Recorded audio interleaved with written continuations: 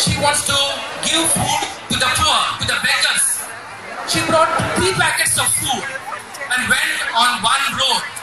And later she came back and told the sister there in the hostel that she did not find anyone on that road.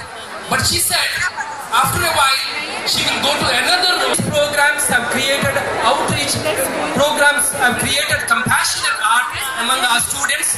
They are thinking of the poor, they are thinking of the less privileged.